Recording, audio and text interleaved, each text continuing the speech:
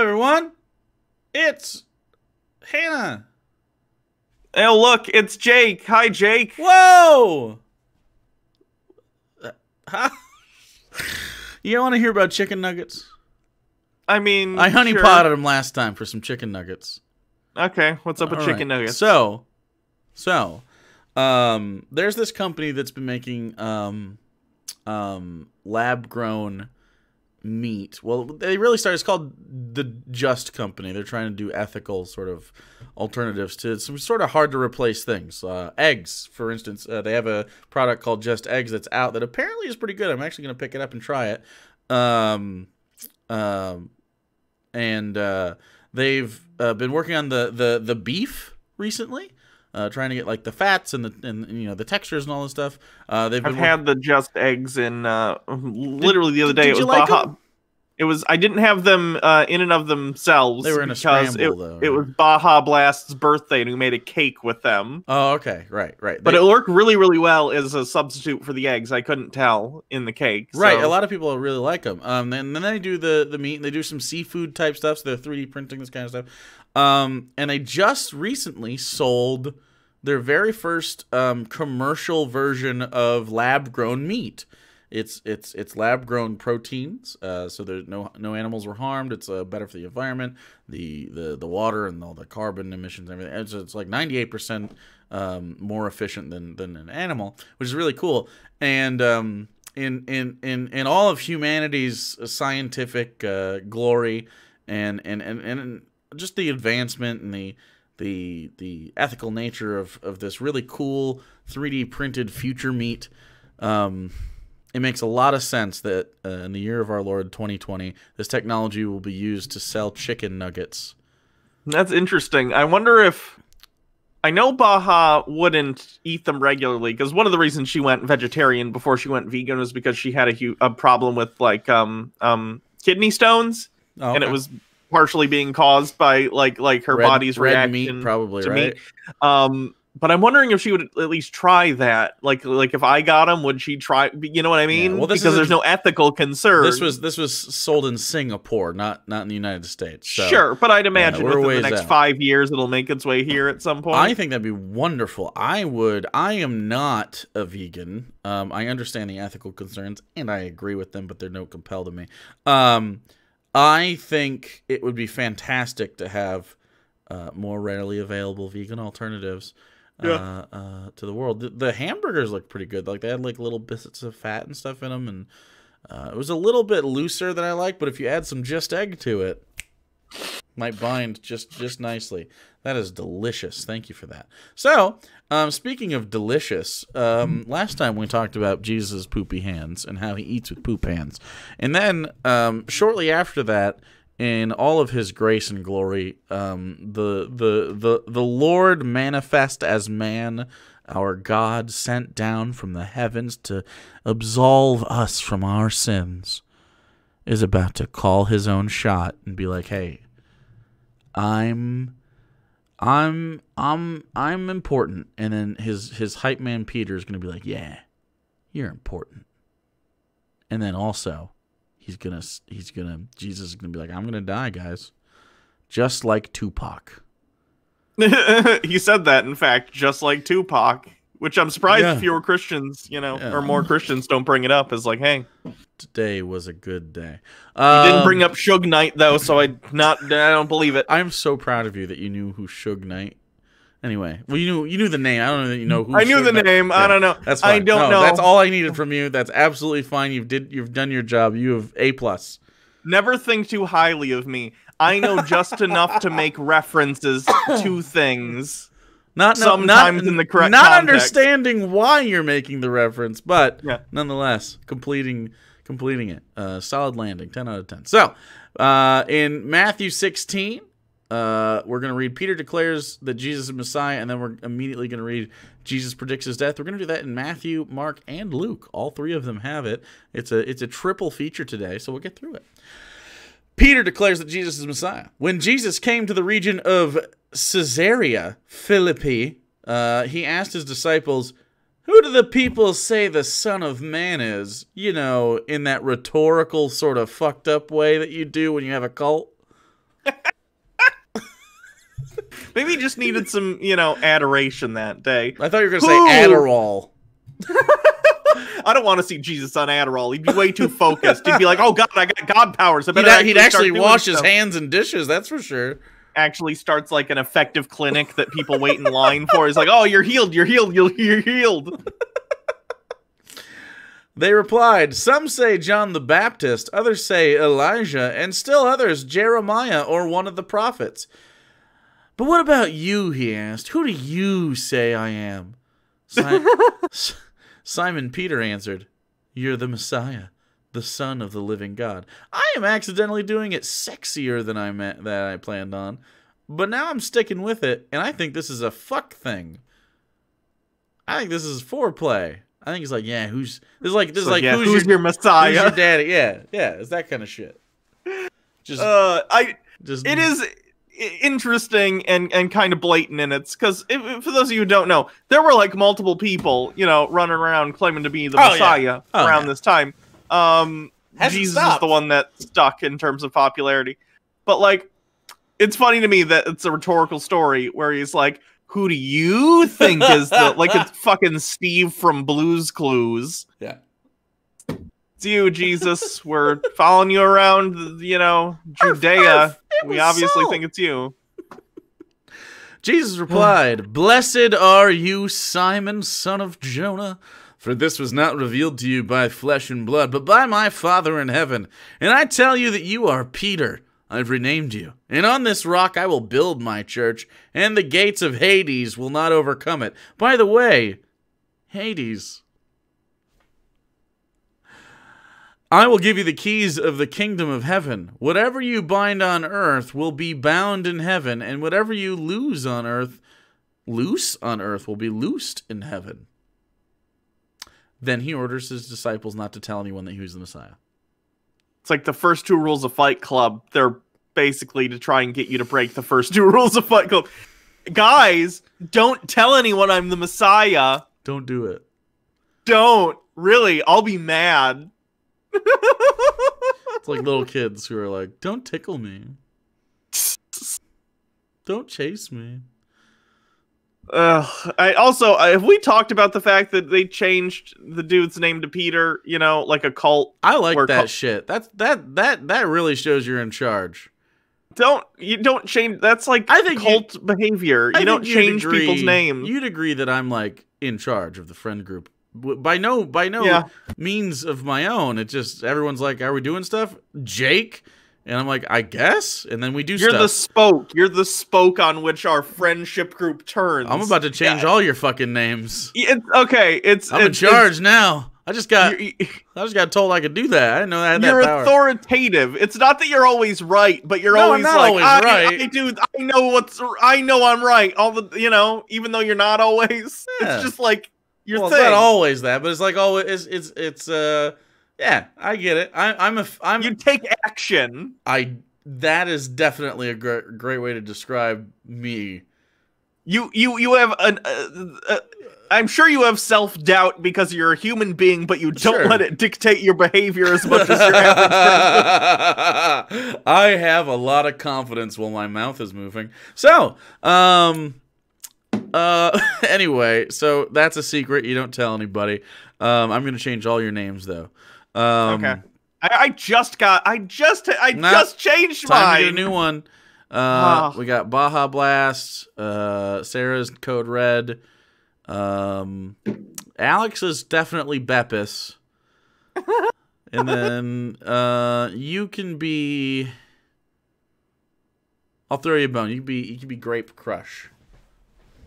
Okay. It's purple. I figured that way you could theme. So, Jesus predicts his death, which is sort of a spoiler. From that time on, Jesus began to explain to his disciples that he must go to Jerusalem and suffer many things at the hands of the elders, the chief priests and the teachers of the law, and that he must be killed and on the third day be raised to life. Peter took him aside and began to rebuke him. "Never, Lord," he said. "This shall never happen to you." Jesus turned and said to Peter, "Get behind me, Satan. What? You're a stumbling block to me. You do not have in mind the concerns of God, but merely human concerns." And then Peter said, Are you hallucinating again? Is it the poo hand? Is it getting? Is it? Has That's it how he did his miracle. fermented too far? Jankum. He had Jankum hands.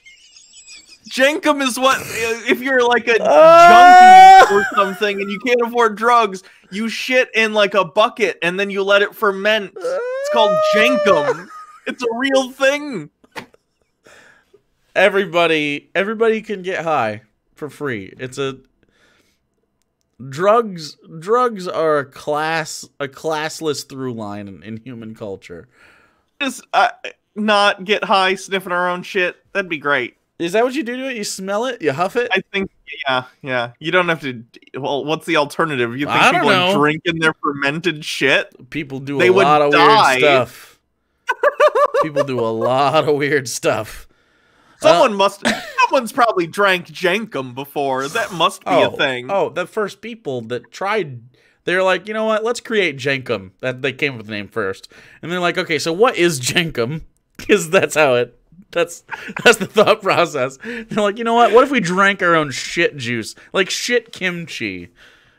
Oh, and then they did a test phase, didn't work out. However, everybody in the room that was there while the person drank the shit kimchi called Jankum, those people got high, and they're like, well, there we go. Answered, asked and answered. So, then Jesus said to his disciples, whoever wants to be my disciple must deny themselves and take up their cross and follow me. For whoever wants to save their life will lose it, but whoever loses their life for me will find it. What good will it be for someone to gain the whole world yet forfeit their soul? Or what can anyone give in exchange for their soul? For the Son of Man is going to come in his Father's glory with his angels, and then he will reward each person according to what they have done. Truly I tell you, some who are standing here will not taste death before they see the Son of Man coming in his kingdom. This is quite literally saying that he rewards each person according to what they've done. That works. That last part was important, too. He says there are some that are still living. You want to read that part again? Some that are still living. What? Oh, truly I tell you, some who are standing here will not taste death before they see the Son of Man coming in his own kingdom. Okay. So that's an important verse, because people who have been waiting for Jesus for 2,000 years, bad news. He said he was going to be coming back within the lifetime of the people that were standing around him when he said that. He did not. Whoop. Guys, I think you should maybe start to consider that Jesus wasn't correct. I'm not telling you have to think he was a liar. I'm not telling... Whatever. Clearly he was wrong, okay? Yeah, doesn't seem... Those people have been dead for a very long time. Just saying. So, Mark has decided I will write about this as well first. Mark writes about this before Matthew, if I'm not mistaken. So, Mark goes on to write, Peter declares that Jesus is the Messiah, and he predicts his own death, and we will read those again. These are much different and much shorter. In Mark chapter 8, verse 27, Jesus and his disciples went on to the village around Caesarea Philippi. On the way, he asked them, who do people say I am? This is like that scene in The Dark Knight where everyone knows that Harvey Dent is Two-Face, and he outright asks, what do they call me down at the station? And he goes, no, I don't want to tell you. And then they wait until his face gets blown up, and then he goes, Harvey Two-Face. Whoa. I like Christopher Nolan, but that was not great. They replied, some say John the Baptist, others say Elijah, and still others one of the prophets. But what about you, he asked. Who do you say I am? Wait, this is different. Am I nuts? What? What do people say? Okay.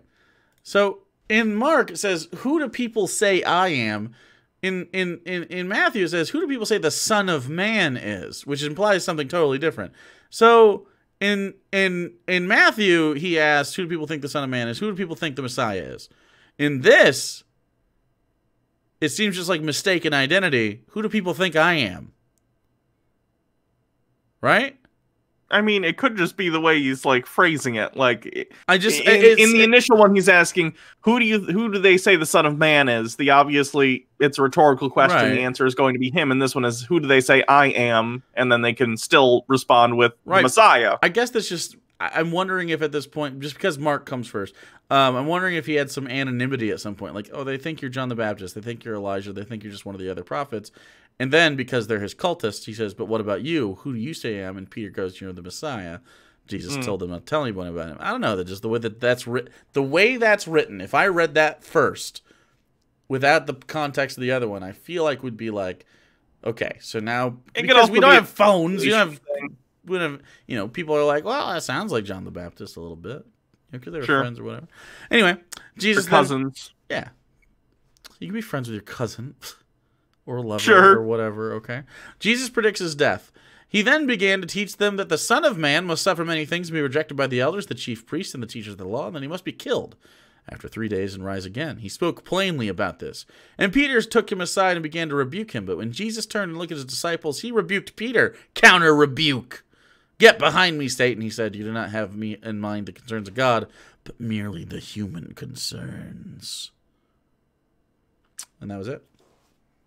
I like that Jesus has one person who's like not necessarily on board right away, and he's like, "Get behind me, Satan!" Like, I don't even know what that means.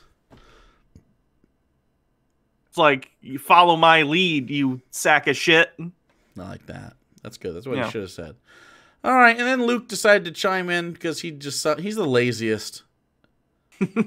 Actually, John's the laziest, but Luke sometimes is like, I'll dabble. I'll do it, I guess. I'm not doing anything else. I'm just here vibing in my Jesus cave or whatever the fuck they had. Probably a house. It was probably a house. There was one guy. What was the guy? The other guy? There was one guy that just tripped balls all the time. Anyway, he does Revelation. That'll be fun. Peter declares that Jesus is the Messiah. Once when Jesus was praying in private and his disciples were with him, Luke, that's not private. That's the opposite of private. You can't pray in private with other people around you. You know, I saw this back in the day. Was it Hanna-Barbera cartoons? It was one of the funniest things. Remember that racing cartoon? Wacky Races. Sure, if it was called Wacky Races. Dastardly Doug, right? Dick Dastardly. Dick and Dastardly. Yeah, I knew that. That's the guy. There was they did like your laugh, by the way, sounds very similar sometimes to that dog.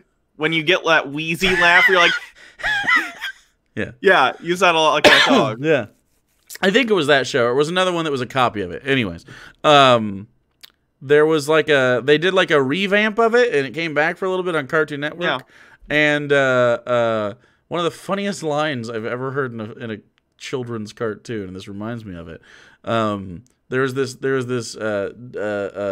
sidekick woman who was his sort of girlfriend, the bad guy's sort of girlfriend, but it was like by circumstance, and he didn't really enjoy her, and she was sort of pining after him. It was very jokery, but without all the other fluff around it, like Joker Harley Quinn, and she was just sort of like, oh, I just think you're so great, and he was like, yeah, okay, cool, whatever.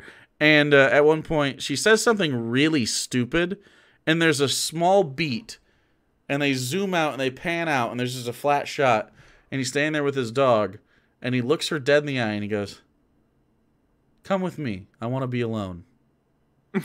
I'll never forget that. Yeah, that's funny. This is the same energy. Anyway, so Jesus was praying in private, and his disciples were right next to him. And then he asked them, who do the crowd say I am? Totally different question. Luke is totally off base here. He's not thinking right. He's not in the right frame of mind. They replied, some say John the Baptist, others say Elijah, and still others that one of the prophets of long ago has come back to life. Jesus scoffed and thought, that's just fucking stupid. But what about you? What do you say I am? Peter answered, God's Messiah. End of section. Thanks, Luke. I feel like he just tries his best. He's gotten he sort of just gets the gist of the stories. You know what I mean? He's sort of like someone. He's recounting the story that he heard someone else say. Like he heard it from a guy at the bar. his delivery isn't great, and Yeah. the story doesn't have it doesn't have a wind down. It just sort of stops. Yeah, Okay. no, it's not great. Um, reminds me a lot of. I watched The Outpost yesterday, a war movie by Jake Tapper. He's a liberal, so he loves war movies, of course. Yeah, that was bad. Orlando Bloom is in it. Spoilers for The Outpost. Orlando Bloom is in it for 10 minutes. So they could say that Orlando Bloom was in the movie. Okay. Yeah. Bruce Willis situation. Well, better than Bruce Willis. He actually was the best actor in the whole show. Actually, that's not true. There's one guy who's a good actor the whole time, but he doesn't demand. I don't know his name, so he's not as expensive as a Bloom, you know. Anyway, Luke continues to save people money on budget Bible stories with Jesus predicts his death. Jesus strictly warned them not to tell this to anyone, and he said, "The Son of Man must suffer many things to be rejected by the elders, chief priests, and the teachers of the law, and he must be killed on the third day to be raised to life." He's speaking in the third person, which is not cool to me. Then he said to them, "Whoever wants to be my disciple must deny themselves and take up the cross daily and follow me. For whoever wants to save their life will lose it, but whoever will lose their life for me will save it. What is good for someone to gain the whole world, yet lose or forfeit their very self? Whoever is ashamed of me and my words, the Son of Man will be ashamed of them when he comes in his glory and in the glory of the Father and of the holy angels. Truly I tell you, some who are standing here will not taste death before they see the kingdom of God." The kingdom of God will be here before they die. Spoilers, they died. Yeah, they did. It's like I always like movies where it freeze frames at the end on people and it's like, this is what happened to that person. Yeah. I think every one of those should then go with an ellipses, and then they died. Because that's how everyone That's the end of it. Everyone's stories. You might as well be like, oh, they went to college and they became a professor, and then they died. Oh, they became a politician and led a nation, and then they died. Or like in if you say the cause of death, is that worse? Like the end of Apollo 13. You know, there's one movie that did do this. It was I think it was Stand By Me. At the end, remember? Oh yeah. He's like, and my friend got stabbed at a fast food restaurant during a robbery. Isn't Stand By Me a Stephen King? Yeah. Oh, that's why though. Based on the short story The Body, I think it's called. Sure. Again, I've never read the short story, but I know enough to make references to things. That's ideal. That's the best way. I'm all surface level. I have no context. Anyway. Well, so that's all the Jesus stuff. All of it. We're done with the Bible. Wouldn't that be nice? That's not true. Someday we will be. So, yeah, that's it. I'm not very impressed. Yet again, it's just sort of boring. Well, it's not that boring, but it's sort of boring.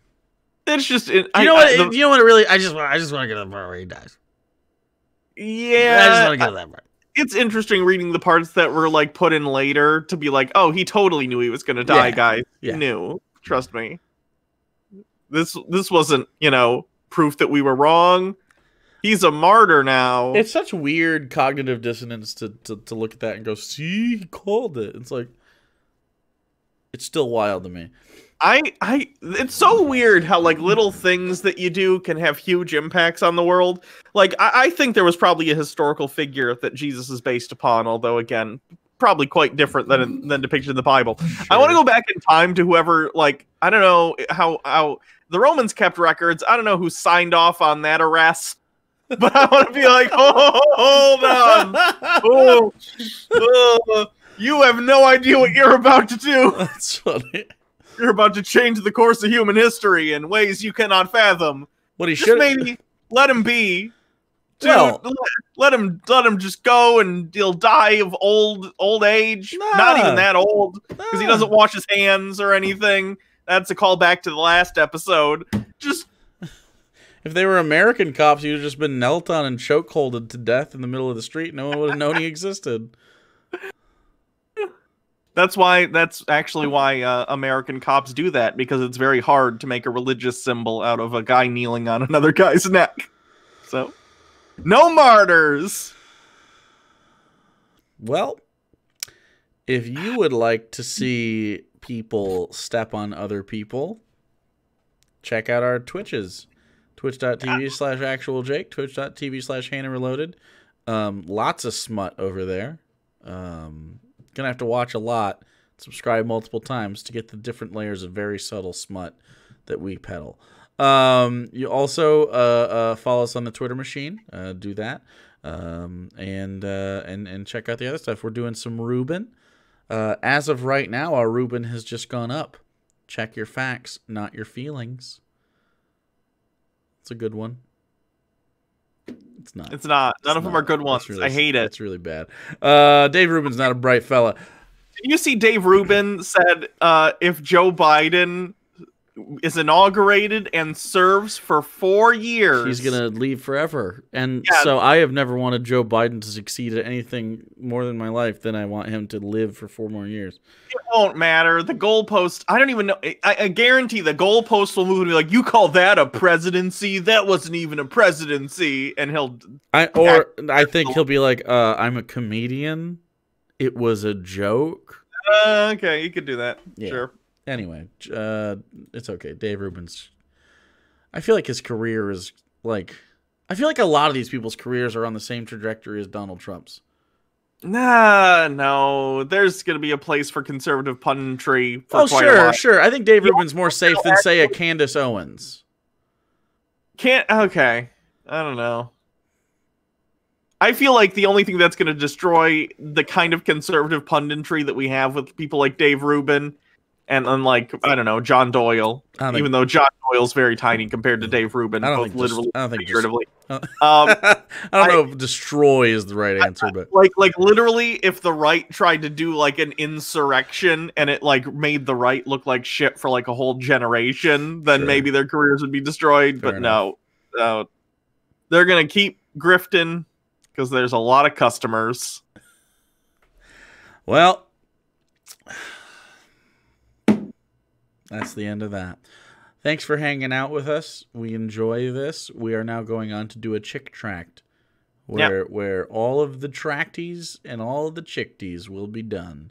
So if you like that, if you like those nutrients, if you're low on chick tract vitamins, we got you. What are some side effects of not having enough chick tract in you? Being tolerant of those who are different than yourself. True. So if you want some bigotry in your life, you come after it, okay? You gotta pull yourself up by your bootstraps and learn to hate alongside us, okay? All right. We love your faces.